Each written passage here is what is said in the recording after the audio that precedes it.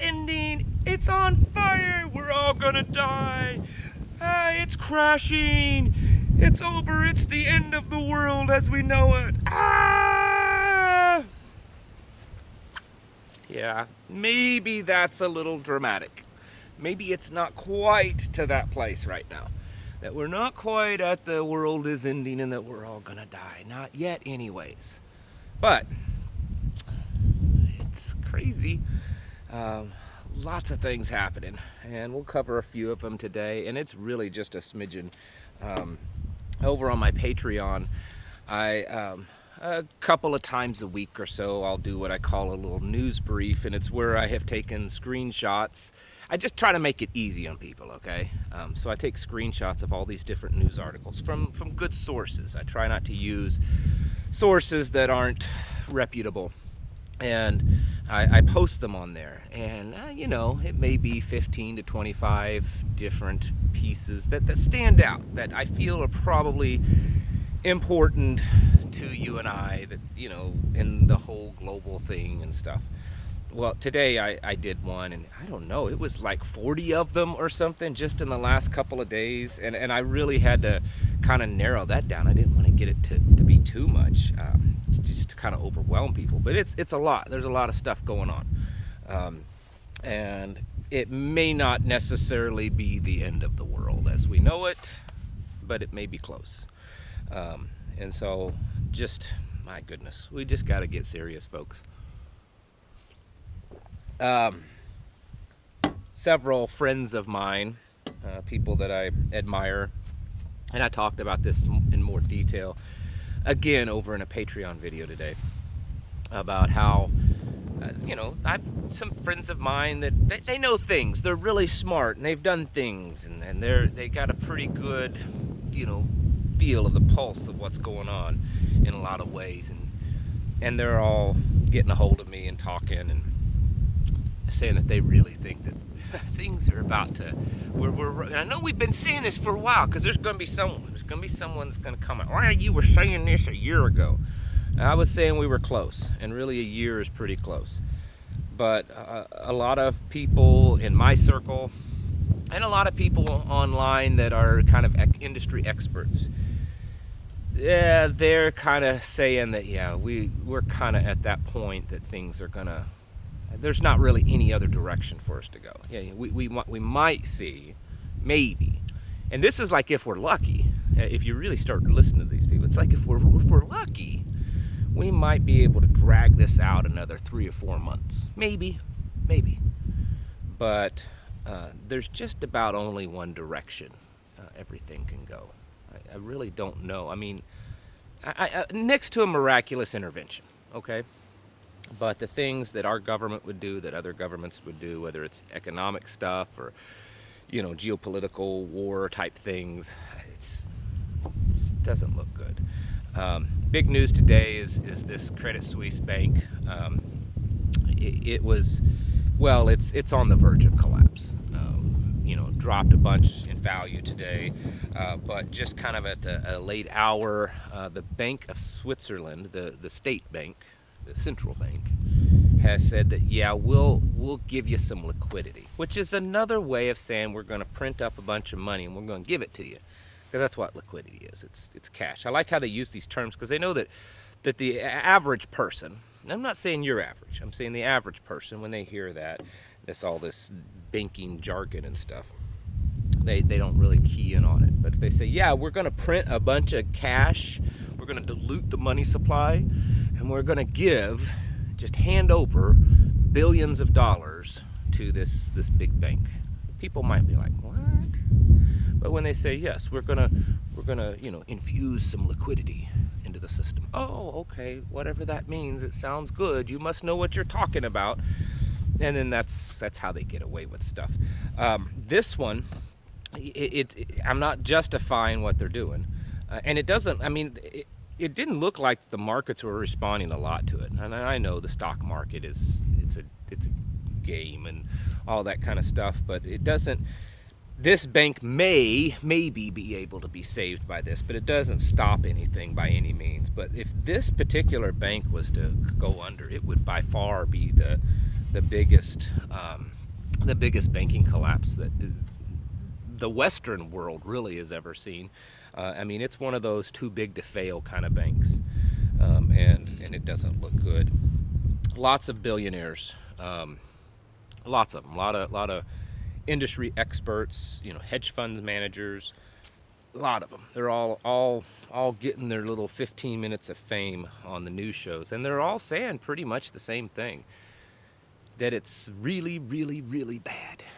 There's all kinds of charts, and I'm not an expert on all of them. Some of them I can kind of decipher, but they look really bad. I mean, I've seen some charts indicating that what's happening now is way worse than in 2008. It's not good. It's just not good. And, a lot of people are saying that the market's pretty much done, that they're bailing it out, and so that may stop, kind of a stopgap to the absolute impeding destruction, but it's not gonna, or slow it down anyways. It's not gonna stop it. That the destruction will eventually come, and probably at the best case scenario, maybe a few months away. Gold and silver, well, they've been crazy. And, we talk about gold and silver all the time because it's God's money. It's constitutional money. And it's the only real money out there. It just is. I mean, yes, there's things you can barter and trade with, and the reality is in a really bad situation, bullets and beans and matches and Band-Aids would probably be about as valuable as gold and silver. But gold and silver, it's important to kind of keep an eye on that too. And the gold is going up, silver is doing the little roller coaster thing. They're probably trying to hold it back, but I just wanted to pass this on, that while all of these big central banks and billionaires have been buying up gold and silver over the past year, and I've been reporting on it, and governments, China and everyone, India, everyone's been hoarding up gold. This Monday, AMEX, American Metals Exchange, which is the biggest precious metal exchange in the country, recorded the largest sales ever in both silver and gold. So they sold more silver and gold than ever before. And I went through and I was checking some of the big ones, the one that I promote, moneymetals.com. There's a link in the description below if you're wanting to buy some. And a few others, SD Bullion and JM Bullion and stuff. And they're all putting notices that they're just overwhelmed with sales, so to be patient. Some of them are buying back silver at spot price, and gold. It's never before, because they're selling it so much. They're running out, and they're willing to pay you spot price in a lot of these places on your gold and silver, because they know they can still turn a profit. So that's a big deal. And along with that, there have been recently some of the biggest silver mines are reporting that their production is going down. Like in the last few years, especially this last year, one of them, I think it was in Peru, I can't remember exactly, showed like almost a 20% reduction year over year of silver. So it's starting to look like, at least in those places, that we're kind of running out. So silver and gold, at some point, they're not going to be able to hold the reins back. That's what they're doing right now. They're holding the reins back and keeping the value down, so that they can just hoard it up. But at some point it's going to explode, and we're going to see silver at probably a few $100s an ounce and gold at several $1,000s an ounce. That's just my guess, based on what a lot of people are saying. China, Russia, and Iran have announced that they're doing some naval drills over the next few days in the Middle East. I think it was the Sea of Oman, or I don't know, somewhere there in the Gulf area. And they're doing that to show their allegiances to each other and how powerful they are, and to show that, what they can do against the United States. Of course, this whole drone thing between us and Russia, it keeps going. One side said one thing, and the other side said the other. Honestly, it doesn't really matter anymore. It could all just be a bunch of lies for all you and I know. But General Milley has said that it's not necessarily an act of war, what Russia did. If they did anything, if they didn't, whatever. It's not necessarily an act of war, but they're certainly going to be monitoring the situation, and that we will be flying our stuff anywhere we can legally fly it in international waters. And of course, Russia is doing their response of saying that we consider this a threat, and if you keep doing this, that we would respond to you by, you flying your planes near our area, because we told you when we invaded Ukraine that these areas are off limits because they're too close to us. And so that's just going back and forth. Honduras is buddying up with China. They've announced a partnership. This is important. You know, a lot of people might say, well, who cares? It's Honduras. I mean, it might be a pretty place, but what's really there that would be a threat to us? Well, it's its location. It's in our hemisphere, folks. Not too terribly far away. And we're seeing China encroach more and more into our hemisphere. And so there's several countries in South America, Latin America that are aligning themselves with China, and that's kind of dangerous. It's kind of scary. I mean, look what happened over the Cuban Missile Crisis, or what could have happened over the Cuban Missile Crisis, and that was one little island. Yes, it was very close, but still it was one little island. What happens if a large portion of South America, Latin America and stuff all becomes buddies with China and is allowing them to put troops and equipment and missiles and all that kind of stuff? And it's also a real good way for China to send their people into our borders because we have such a porous open border system. I mean, did you see that the other day? It was like over 1,000 illegals rushed the border there in El Paso. It looked like something out of an apocalyptic movie. I showed it to my wife. I said, now just watch this. I said, this looks like something you'd see in those movies, you know, where they're running from an asteroid or they're running from zombies or whatever. And there was just massive people and they're running and you see the border guards and they're trying to stop it and they're just pushing through and tearing fences down because they were just crazy.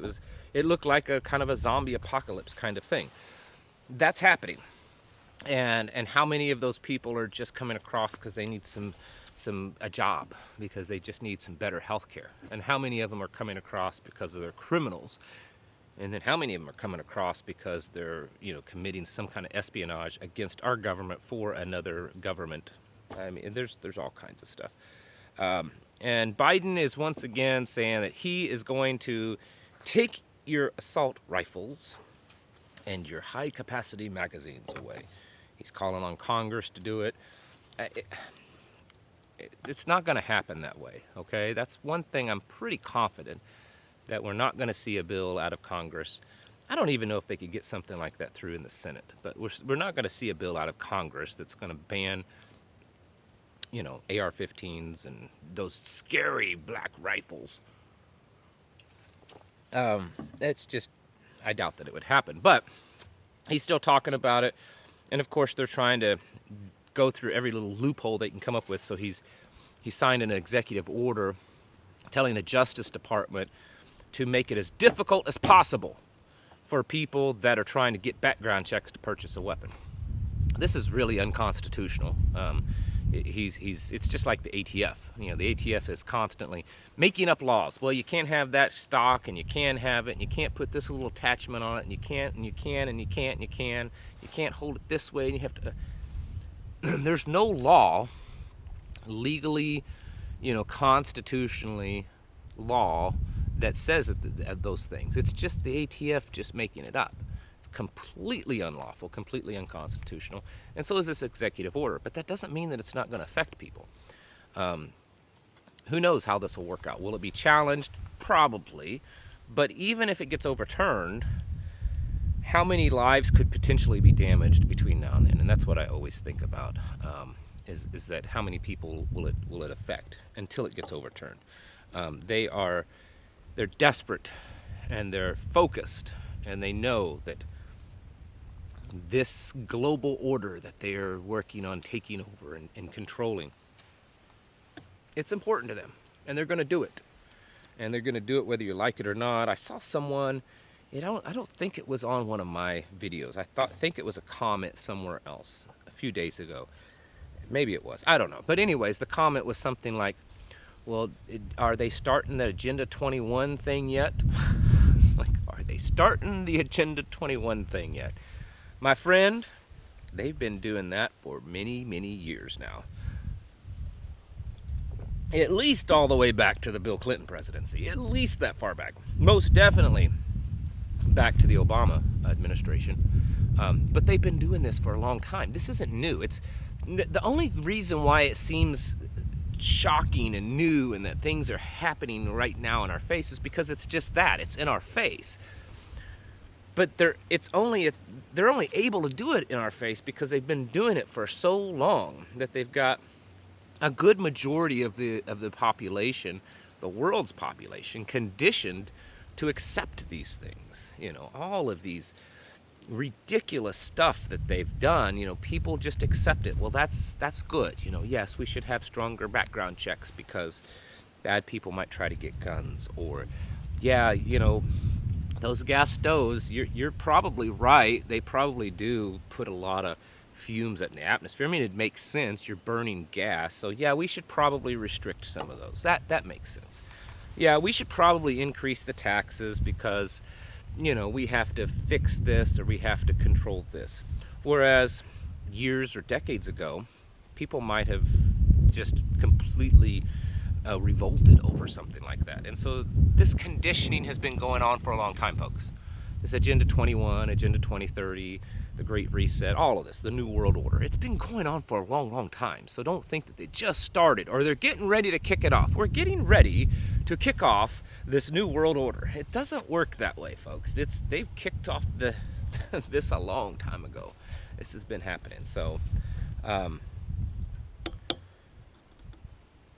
need to be serious about this. I know I say that a lot and you're probably tired of it.